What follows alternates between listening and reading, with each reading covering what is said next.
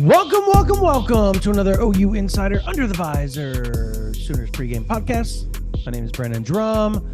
I'm here with Travis Davison and no Parker Thune. Boo! No, for real. Our man, Parker Thune, is on the road driving to go see an announcement today. Mr. Michael Boganowski is going to announce his decision between Kansas State, Florida State, and Oklahoma. And Parker will be on hand. Fingers crossed it's not a wasted trip. We'll find out later on today, being Thursday, October 19th.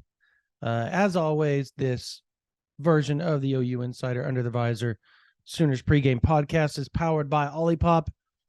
You can go to one of your 4 convenience stores and you can go get one of their 16 magnificent flavors. And I think they have mini cans as well, from what I heard yesterday on the YouTube Live. So you can go. What you're saying is they have mini sodas. Correct. Mini sodas. So you can go, there you go, mini sodas. This is talking about Minnesota is what Travis is doing because he's from Minnesota originally.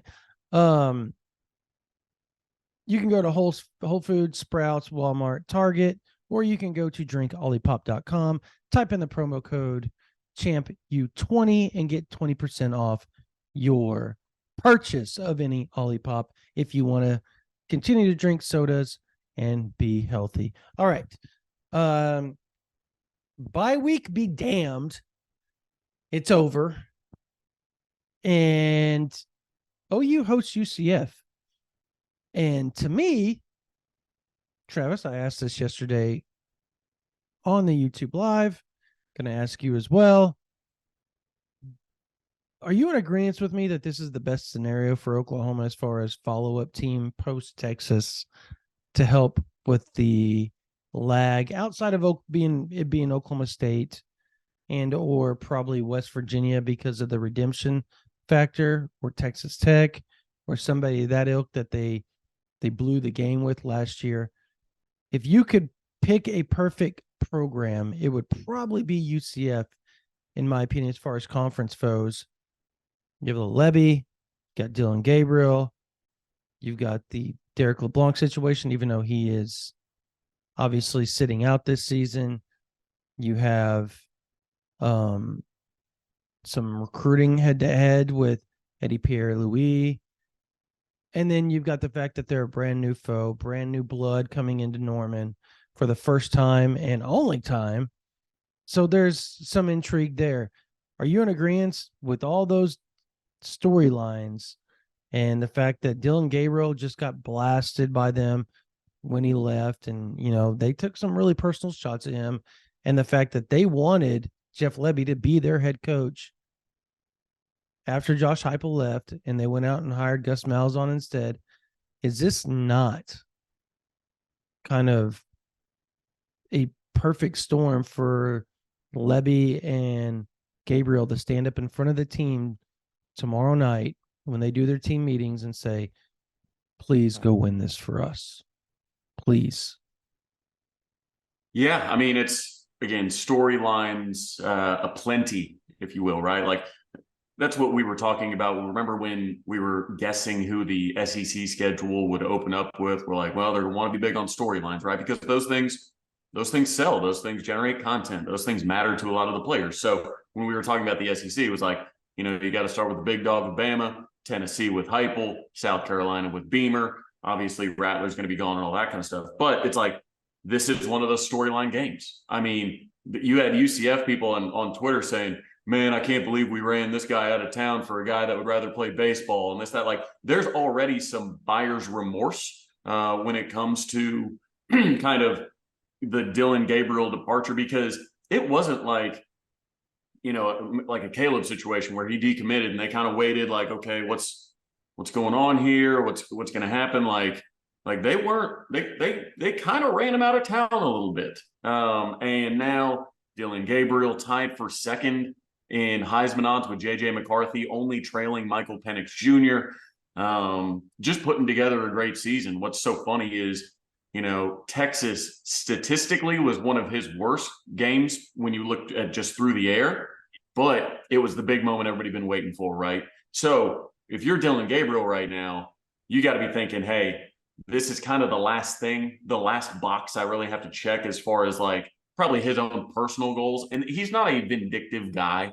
I mean, he's really not. Like he's not the type to make up stuff to get motivated and whatnot. Like this guy is just a cool character. So he's not building up, this UCF game into something it's not, but he does have it circled, right? Like he does understand, like, I was there, Levy was there, like the quarterback that they're playing is the guy that came over from Ole Miss, like, and is playing in my spot, and he's had some big moments at UCF. So yeah, I think from a storyline perspective, absolutely. But I think this team is playing with so much confidence, especially defensively, that instead of Levy, and Dillon standing up in the team meeting and being like, "Hey guys, look, this, that, that," I think it's going to be something like a Stutzman that stands up and is like, "Hey, these guys, it's something like that.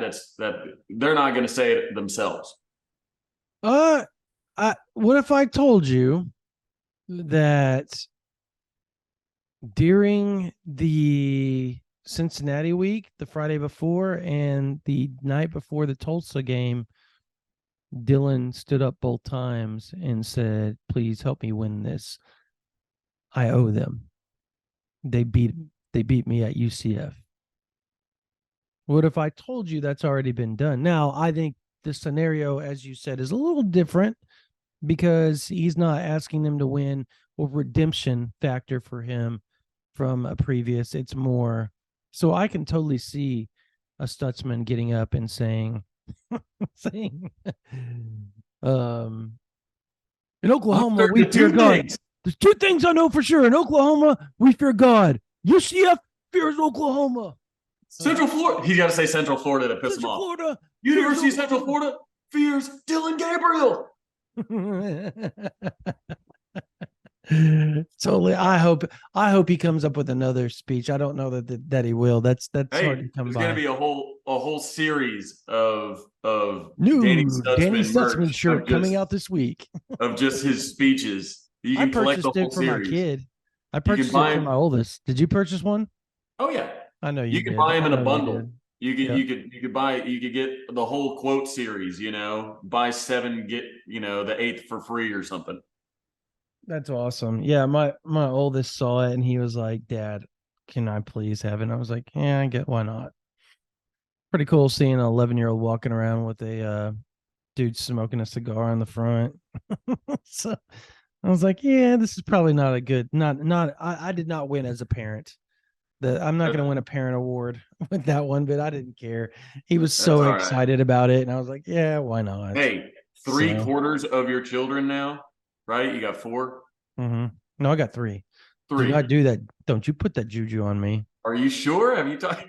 No, all right. Well, 2/3 of your kids are not wearing cigar shirts. So if you look at the numbers, yeah, I'm winning 66%, baby. I'm winning. Yeah, I mean you're good. You're good. That's still a good clip. My youngest was whining. He's like, "It's not fair. They don't have my size." And I was like, "You're 8 years old. You're not getting it." And he's like, "Can I have one?" And so we had to go pick. And he chose the kid version of Bud, Barry, Bob, Brent. So program guy. So there you go. I let him choose a shirt, which they get to do the fan thing, and I'm happy for them that they get to do the fan thing. I don't. Those days have been long gone for the last almost nearly a decade. So, I think another interesting is the fact that Rice Plumlee is potentially going to be back, or is going to be back. Apparently, there was a report out that he's going to start this week. Yep, he will. Yeah, and I know Timmy McClain has been he's completed 64% of his passes. He has 1,008 yards, 9 touchdowns, 2 interceptions. He's been sacked 10 times, but his QB rating is 177. So he has been freaking phenomenal in replacement of John Rice Plumlee. And when you look at John Rice Plumlee's stats before he was injured, they were actually pretty phenomenal as well. Except for the touchdowns. Touchdown interceptions is pretty Yeah, it concerning. was 3 pretty touchdowns, 4 concerning. picks. Yeah, pretty concerning, but he still had a 151 rating. I think you're probably thinking the same thing I am here. Both of those guys provide something that is a problem notoriously for Brent Venables' defenses, and that is being mobile as hell. But I talked about this on the live last night. I want your take on it. I said the difference between this season and most season, outside of Teddy Lehman, Torrance Marshall, Teddy Lehman, Rocky Kalmus, right? And I guess the Rufus Alexander days. What has been concerning is they've only had like one athletic linebacker and the other being just a real mental, football savant, whether it being Ryan Reynolds. I'm trying to go down the list of linebackers that were alongside. Travis Lewis was a freak athlete, but Ryan Reynolds was next to him. And I remember they brought in Mike Reed and they brought in Austin Box. Austin Box in his earlier days, he was just a athlete, kind of like Jaron Kanik, which they have such similar paths as far as how they came into Oklahoma as former QBs, running QBs, former safeties, former elite guys, top 100 players, top 50 players, and just downhill, going to strike you hitters out of high school at not huge high schools. I know Enid's a big school and all, but there's multiple schools. There's Chisholm and there's Enid and all that. So that town's split a little bit. My point is that Kanik and obviously Austin Box had similar upbringing and they have similar frames. They both are super fast guys, super athletic guys. But I just named 6 guys in a span of 11 seasons, right? Athleticism at linebacker. There's always that one dude that was more of a mental football IQ guy. This year, they got the best of both worlds. And that's why you haven't seen the running QB. Ewers has been mobile all season, right? What has helped the Texas offense was the fact that his legs were potent this year. He lost weight. He was down to 198 and he was running, dude. That guy was running anytime he got a chance, he was getting out of the pocket and he was sprinting. I think there's been multiple 40-yard runs that I've watched Ewers do for touchdowns. And Jaron Kanik ate his lunch during the Cotton Bowl. Anytime he got out of the pocket, number 7 was waiting for him. And I think that's the difference this year. You've got 2 guys that not only have decent football IQs, and I think Kanik is still getting there as far as understanding the playbook. Stutzman went through his process last year of the ups and downs, learning everything and becoming who he is now was because of last year. And so you got 2 guys that are 4.6 to 4.3 in the 40 and can move sideline to sideline faster than anybody that we've seen since probably number 11, 28, and 42 out there running around. Those three were dudes out there running around. Number 20 was really athletic too. And number 10. Those are the names that I come up with. And when I say number 10, there's 2 number 10s. There's Austin Box, there's Torrance Marshall. Outside of that, we haven't seen, and even at Clemson, that was its Achilles heel because he had smart dudes playing linebacker for the most part, outside of a few. So my point is do you see the UCF? And my question is, do you see the UCF quarterbacks, whether it be Timmy McClain and or John Rice Plumlee, do you see them breaking off a few runs, getting outside the pocket, causing some issues for Oklahoma on Saturday? I don't necessarily. Brent Venables is very, very seasoned when it comes to defending this particular offense, defending Gus Malzahn. I mean, it's essentially what we're going to get from what we got from Red Ashley. I mean, Red Ashley is a disciple of Gus Malzahn, played for him in high school, played for him in college. Like the only time Gus Malzahn has been to Oklahoma as far as like in his adult life was when he was on a visit with Rhett Lashley at Oklahoma as his coach.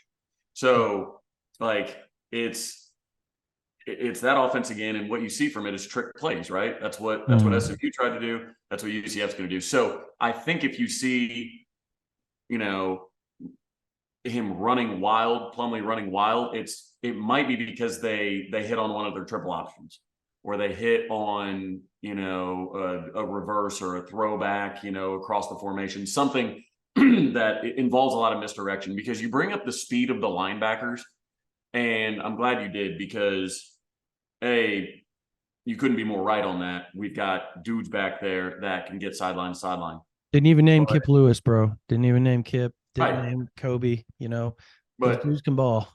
so with that, you've got foot speed, right? Yep. Well, defenses aren't fast because of foot speed. They're fast because of understanding where they're supposed to be, right? Like last year, you had fast dudes out there, but we still had busts all over the place. I mean, I'm like Uwebu, he's a defensive end, all due respect. Like Kanik wasn't playing a ton because he didn't understand it, right? The reason you're seeing dudes square up to the ball now, and the reason you're seeing guys like Emory Jones not be able to really get loose like he normally does, is because we're playing fast as a defense, because there's so much more confidence. I mean, you look at that opening, play or second play, the interception play against Texas, and it was gorgeous. I mean, every single thing about it. We understood. Danny understands, hey, we got to get this call. He moves Jaron out. He moves Ethan Downs down to take out, that bunch out there, split out to the side. And then, they throw to the outside slant guy, interception. Like, it was like, once Danny saw it, you almost knew the play wasn't going to be successful. At that point, it's almost like, I don't know if you've ever played slots in one of them that turns red. So like when the slots are turning red, you're going to win something. You don't know how big it's going to be, but you've already won. And that's the situation where Danny's like, okay, in this scenario, I know we've already won because we've studied this. We know that Texas likes to run one of these 4 plays to start the game. Like we've already won. Now, how much do we win? Do we pick it off? Do we take it to the house? Do we get a sack? How does that work? And so once you get to the level of, we know what we're doing, now how good is it going to be in our favor? It's a whole different world than what they were living in last year. Last year, they were living in, not only am I not sure we're going to win this rep, I don't even know what I'm doing out here. Right. So with that, I think, Plumlee takes a lot of shots downfield. They've got good athletes on the outside. I just think, man, if they feed Ethan Downs whatever they fed him before the Texas game, and they've really taken this, this week of preparation seriously, which I have no reason to believe they didn't, because they got extra time and they're understanding. The Texas game just reiterated, hey, this defense will feed you if you learn it, if you respect it. So I think a lot of dudes came out of that Texas game going, God, I can't wait to go watch film, because if we can, get that goal line stand, if we can, force Quinn Ewers into 3 turnovers, if we can do this, that, and the other, if we can get 5 sacks with 10, pressures, like, the sky's the limit with this. And I think that's where it's kind of like when you go to the gym and you get, you get that one, like, that shirt starts to fit tight, or you get that one, like, compliment, like, oh man, have you been working out? Like, once you get that, you're addicted to the results. Then you go in the gym way harder. And that's where I think this defense is at, from a kind of just a film perspective and a knowledge perspective, is I think they're seeing the fruits of their labor, and they're just going to be addicted to film from here on out, going, oh man, how much better can we get? Because we're already seeing the results from last year. Absolutely. They're learning on the fly. They're learning quickly. They're understanding. And I think the leadership of Danny Stutzman cannot be understated on this defense as a whole. Just their focus, the attitude. He's kind of become like baby Venables on the field. And I don't know if you're an Oklahoma Sooner fan right now, you're sitting there going, God, I hope he returns next year, because he's having one of those seasons where his draft stock is going. And if you didn't see, you're not watching it, I just did the roller coaster up, kind of hand signal with my hand and my arms. So yeah, it's the linebackers, the defensive ends, two huge strengths of secondary, massive strength for Oklahoma in this game. Getting healthy too. Yeah, the getting healthy and the interior defensive line is becoming better and better. Before we go on real quickly, we got to, pay a bill, and it is what it is. You got to do some bill pays every now and then. And this episode and all episodes this week are brought to you by Manscaped and their Lawnmower 5.0 Ultra. Gentlemen across the nation, I have an urgent message for you. This episode is brought to you by Manscaped. The brand that took your balls to space is now launching them into Ultrasphere, introducing the Lawnmower 5.0 Ultra, featuring a new cutting edge design and next generation dual skin safe blade heads for different shaves. It's pretty much a spaceship to take your boys downstairs to the next level. Join myself and 9 million men worldwide who trust Manscaped with the brand new Lawnmower 5.0 Ultra by going to manscaped.com, typing in the promo code OU Insider to not only get your purchase, but you get 20% off plus free shipping. Again, go to manscaped.com, type in the promo code OU Insider, and you get 20% off plus free shipping. It's not just for downstairs below the belt. It's a body shaver. I've used it. It's waterproof. It gets a nice clean shave of your chest. Whatever you want to shave. They're going to be ladies all hanging out. I know. This beer belly, it's clean shaved. You gotta go with the clean shave. Go to manscaped.com to get 20% off, free shipping, and your Lawnmower 5.0 Ultra. Your balls have been through enough. It's time to go ultra with Manscaped. This episode is brought to you in part by Prize Picks. Prize Picks is the largest independently owned daily fantasy sports platform in North America. It's the easiest and most exciting way to play DFS. It's just you against the numbers. Instead of battling thousands of other players, including pros and sharks, you pick more than or less than on 2 to 6 player stat projections and watch the winnings roll in. For instance, this weekend, I like the matchup for former Oklahoma quarterback Spencer Rattler, who's of course now at South Carolina. The Gamecocks are going to need his arm to get past Missouri on the road, so I'm picking Rattler to end up with more than his projected passing yards total. Quick withdrawals, easy gameplay, and a huge selection of players and stat types are what make Prize Picks the #1 daily fantasy sports app. And with the Prize Picks reboot policy, your entries stay in play even if one of your players gets injured. For NFL games and CFB top 25 matchups, if you have a player who exits the game in the first half and does not return in the second, that player is rebooted. Prize Picks is the only daily fantasy sports platform with injury insurance. Go to prizepicks.com/insider and use code INSIDER for a first deposit match up to $100. Again, prizepicks.com/insider and use code INSIDER for a first deposit match up to $100. Prize Picks, daily fantasy sports made easy. Speaking of Bills, how about Bill Bedenbaugh, man? Might have a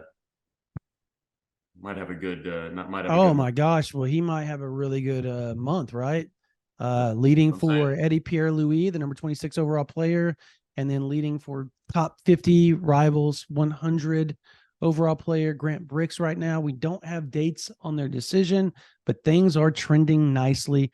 Eddie Pierre-Louis will be in town this weekend to watch UCF Oklahoma. Ironically, those are his top 2 teams outside of Oregon.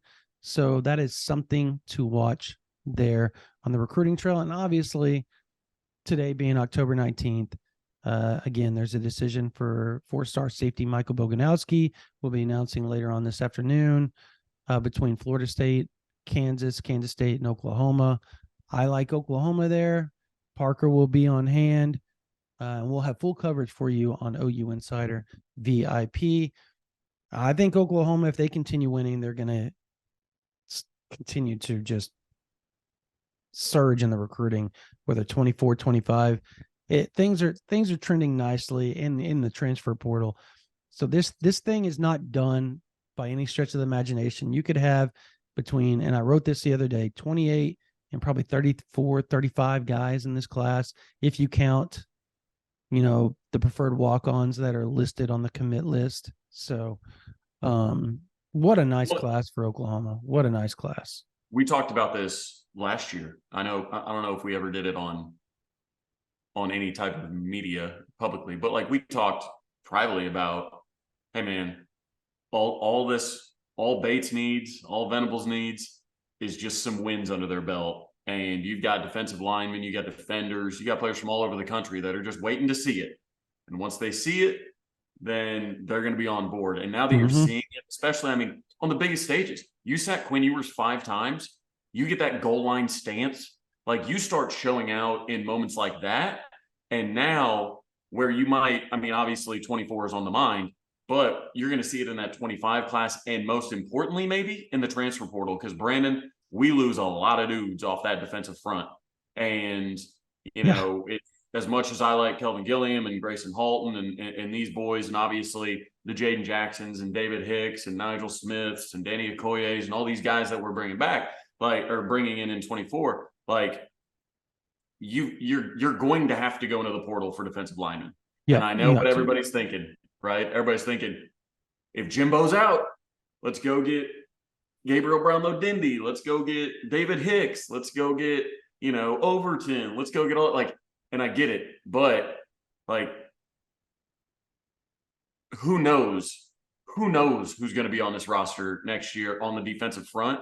But now BV and Todd Bates and Miguel Chavis, they can recruit with Oklahoma film as opposed to recruiting with Clemson film. And I know that sounds silly because most OU fans are going, well, they're the people that they coached.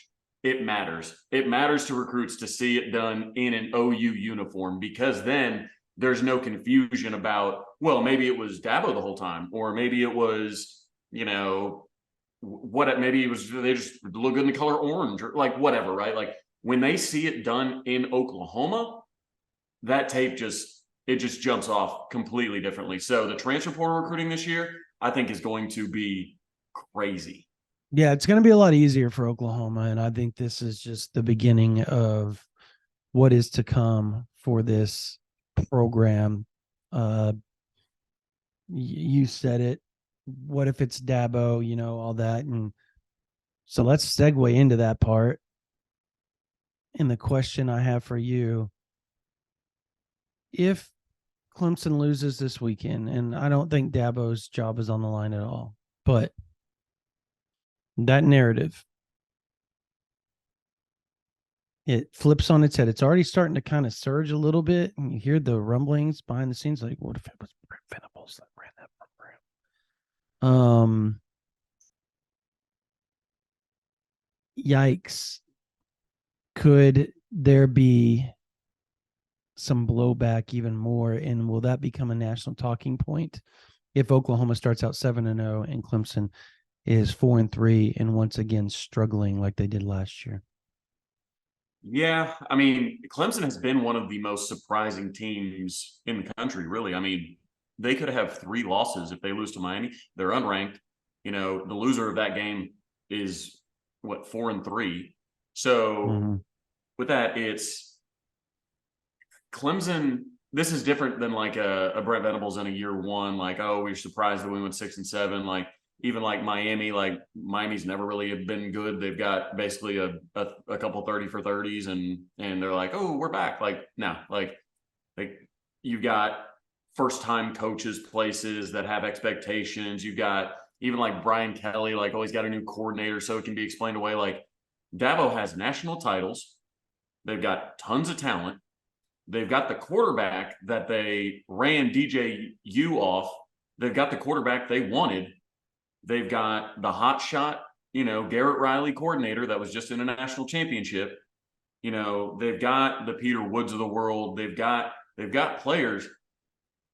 If they have 3 losses before we're even out of October, I mean, it's going to be pretty easy to spin. I mean, now you've got Dabo in the news saying, or in his press conference saying, maybe we ought to lose a little bit to get some people off the bandwagon. Like, what? You're talking about fans having too high of expectations for you? Like, pressure is a privilege, my guy. Like that. Oh, wow. You cannot say, we got to get these bandwagon fans off. You know what? It's the same conversation we have with Oklahoma State fans. They say, well, you guys have a bunch of people that are fans that didn't go to your school. Yeah. Blue blood problems, bro. Like, it's because people have been given reason throughout their lifetime to root for the program. Like, if Dabo wants to start taking shots at his AKA bandwagon fans, cool. You can go back to being a 500 team and you won't have any more bandwagon fans. But guess what? You're not going to have that big old bank account anymore either if you keep it up. So with that, it's looking at Dabo's record without Brent Venables and his record with Brent Venables is astonishing. And like, it's as Brent, continues to succeed, if the defense continues to look good like it does, I mean, yeah, that narrative, especially on the recruiting trail. I mean, I know Brent didn't, refuse to take a lot of the Clemson players that wanted to follow him in the portal. And it was it was pulling teeth trying to get, him to take Jaron Kanig. Jaron Kanig basically had to say, look, I'm not giving you the option to tell me no. I'm showing up on campus. I'm going to play football for you, whether you like it or not. Like, that moratorium is over. Absolutely over. BV is going to recruit against anybody right now. He'll go head to head with Dabo. He'll take their decommits. He'll talk to players that are currently committed to them. If they want to come on a visit, he'll let them come on a visit. Like, yeah, Venables, he got that 6 and 7 taste in his mouth, and he ain't never going to taste it again. He's not ever going to taste it again. So with that, we saw him go transfer heavy last time, and that wasn't really that's not a Clemson thing, obviously, with the transfer portal. He was like, look, I need to shore up this line. Let's get it. So, I mean, with that, Clemson losing this game to Miami could be just what the doctor ordered on the recruiting trail for Brent Venables. My Uncle Ben once told me, great power comes great responsibility. And and obviously Dabo doesn't believe in that phrase or saying, because he wouldn't make those type of childish statements if he did. And it's going to come back to haunt him. You can't start when you're losing and you're 4-2 and you're about to have your second 3-loss season in a row. You can't sit around and poke the bear, which the bear in this scenario is the fans and the administration and everybody that pays your bills. Dabo, you need to be quiet. Well, you remember the scene in Step Brothers when they go to the when they go to the job interview in the tuxes, and then there's some flatulence involved. That was me. And then all of a sudden it goes from cool and quirky being there in the tuxedos to now it's kind of weird. When Dabo's winning, they don't care about the hickory dickory dock, TikToks, with the receiver gloves on. They don't care about, my players, I want a program that's built in the name, image, and likeness of Jesus Christ. I like the. So I'm a fan of either way, but that's neither here nor there. Right. But like those weird, idiosyncratic type situations with him is like, well, we need to get some people off the bandwagon. We need to do all this. Like, when you're winning championships, you can be as goofy or as stuck in your ways with the transfer portal, not taking transfers, doing this, like, not offering until you camp. Like, you can be stuck in your ways when you're winning. But once that flatulence comes out, once you start losing, everybody kind of looks at you and you go, Not nearly as cool anymore now that you're not winning. So you need to get back to that winning thing, because Dabo used to be a shoe-in, right? What did we say about Dabo? The next person to replace Saban. Like the Vegas odds That's were not, like, yeah, that's not that's Dabo's happening. job. That ship has sailed. Yep. That ship has sailed. The weird part about that is he does all this farting around, like you said, and is very, very weird in some of his views and almost archaic in some of his stances about college football and his program. And like you said, that's great. You're winning. The second you start losing and your dudes hit the portal and you're not replacing them with a portal guy, you got problems, because you can't replace them with a true freshman and expect the same outcome that you just had from a junior or a sophomore. That's not the reality. You can in some cases. Most cases, not. There's not a lot of Adrian Petersons. There's not a lot of Joe Mixons. There's not a lot of, trying to think of other elite freshmen. There's not a lot of CeeDee Lambs, Kenneth Murray's. Not a lot of Peyton Bowens or PJ Adebawara, or however you want to say it. How do you say it? There you go. Say it for me. Eddie Bauer. Okay. PJ Adebawara. So doesn't matter. You don't have a lot of those laying around. And for that very reason, you got to go to the portal. BV came in, said when he first got hired, we're not going to rely on the transfer portal. You know what he did 3 weeks later? He relied on the damn transfer portal. He went, dude, that is not going to fly in this program. We need to go out and get some other dudes. And obviously it turned into a 6-7 season, but it was 6-7 because dudes didn't understand his defense. They were learning on the fly. And now that they've got year 2 in, you go out and you can go to the transfer portal the way BV did it. He went and got multi-year guys. Trace Ford, multi-year guy. Dejon Terry, multi-year guy. Like Andrew Anthony, multi-year guy.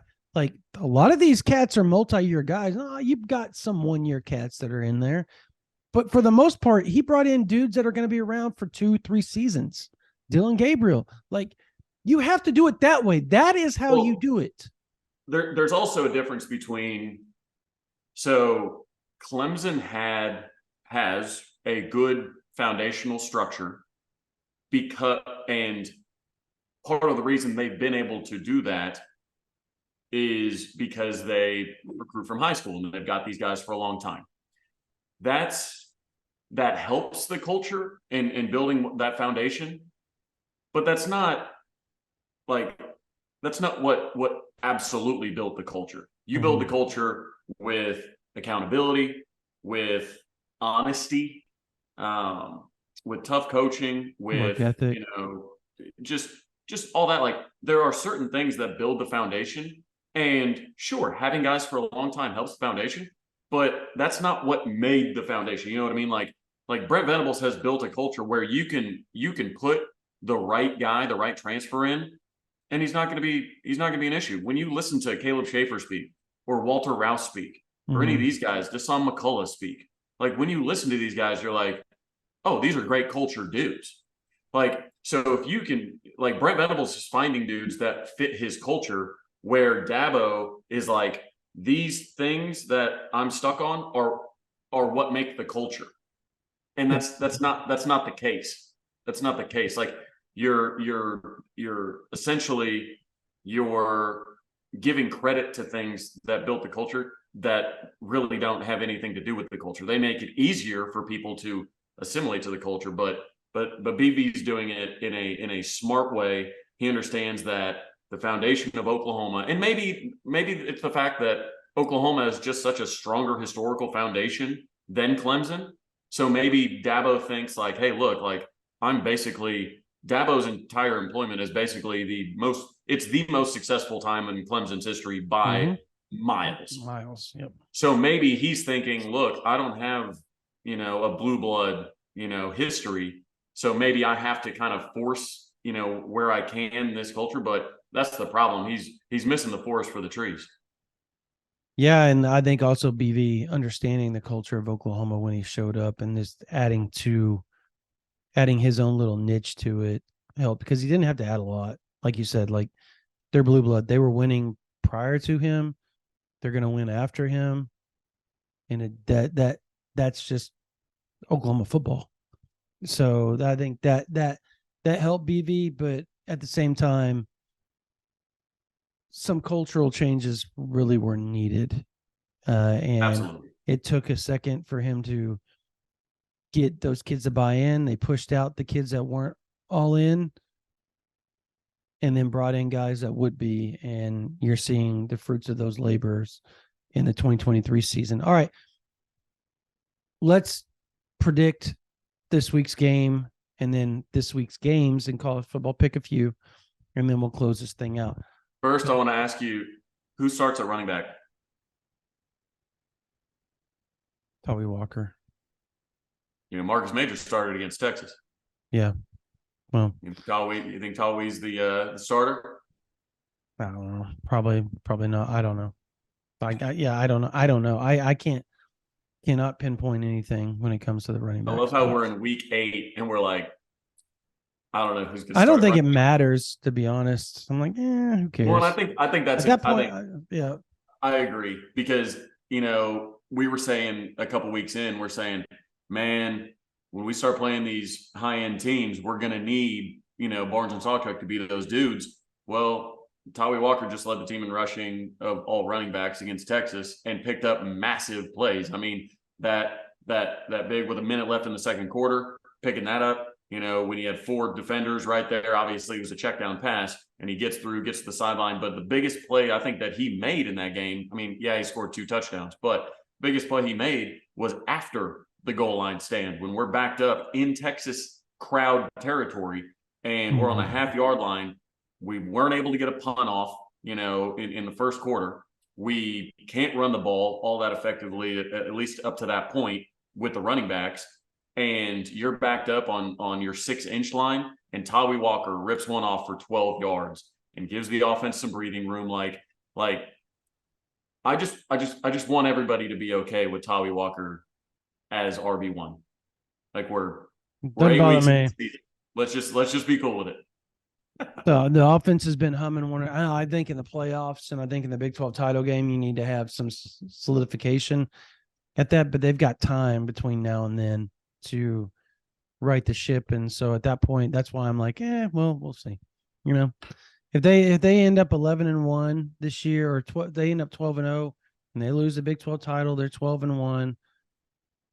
And they make it to a New Year's Six Bowl, I think most OU fans will be like, pretty badass season after 6 and 7. So, who do you think starts in Andrell's spot? Nick Anderson. So, all right, real quickly, what do you think the score is going to be this weekend? As my life is out, I went with 45-17. 45-17. I think this defense is going to cause multiple turnovers. I mean, we're second in the country in interceptions. Plumlee threw 2 against Kent State and 2 against Boise State.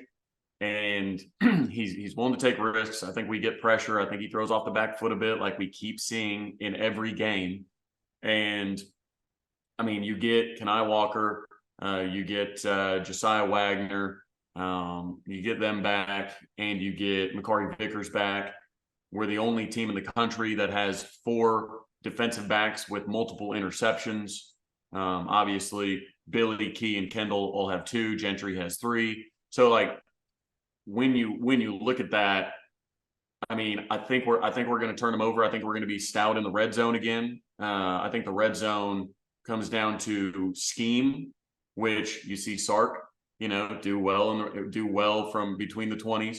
You see, Matt Campbell's defense do really well between the 20s, but you keep on seeing Oklahoma do really well once everything gets tightened up, because it comes down to individual matchups. Who wants it more? You got to beat a guy one-on-one in order to succeed in the red zone. And UCF, they can run all their trick plays. They can run Malzahn scheme. That's very unique and effective. But when it gets down into the red zone, is UCF going to have the horses to continually punch it in against Brent Venables' horses? I just don't believe it. So 45-17 is what I'm going with. Yeah, I don't think they get in the 20s. I just don't. I think Oklahoma's defense continues to impose their will on people. And I think you see another big game from Danny Stutzman. I think you see another big game from Gentry Williams. And as I've said every week, until he does get an interception, Peyton Bowen gets his first interception this week. At some point, I will be correct. At some point, I will be correct, folks. The odds are in my favor.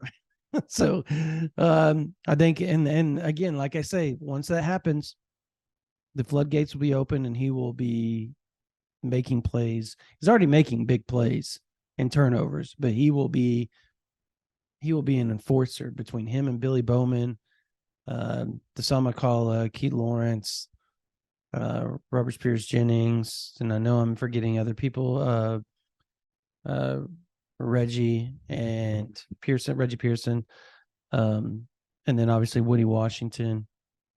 That secondary is legit, and Secondary I think is loaded. yeah, Absolutely loaded. I think they pick off 2 or 3 this week. I know that's a high number, but I think the pressure that Oklahoma's front puts on Plumlee, just him not being 100%, probably 85, 90%. I think they end up going to McLean at some point in the game just to protect Plumlee. And I think Oklahoma walks away with I'll say 52-17 victory over UCF. I think they really, really impose their will and try to show everybody that you can keep moving Oklahoma back on bye weeks. They're going to continue to win. And at some point, you're going to have to just say, okay, they're a good team. They're a good team. Some people just do not want to believe that. And well, they want to be right. And they want to prove their preseason selves right. Yeah. Yeah. Well, and you know what? It is what it is. So I think they continue to win. I think they impose their will this week. And I think they head into maybe their toughest road game of the season, going to Lawrence, Kansas, particularly if they're healthy at quarterback with Jalen Daniels. So we'll see. We'll see. We'll see how that goes. Real quickly, Penn State, and just do the score. We don't need anything. Penn State, Ohio State, what you got? I know Ohio State is favored in that game, playing in the shoe. I think Ohio State wants it more. They can't go down to third place in the in that division, assuming Michigan is still at the top. I like Ohio State to win by a field goal, and I'll call it. I think it's low scoring, even though Penn State has been scoring like crazy. But I do think it's decently low scoring. I'll go 27-24. Okay, and I will go 24-34. Ohio State, they get a late touchdown to pull away. And then Tennessee, Alabama, that's the last one we'll do. Man, this one feels completely different than last year's game. You know, the high flying, high scoring, person with the ball last type situation. I think obviously the quarterbacks have taken a big drop off at both teams compared to where they were last year. I think that Alabama defense is one of the best defenses in the country. I know that's not a weird take over the last 20 years, but I think we're seeing it more because they're having to rely on the defense more. I think I'll go Alabama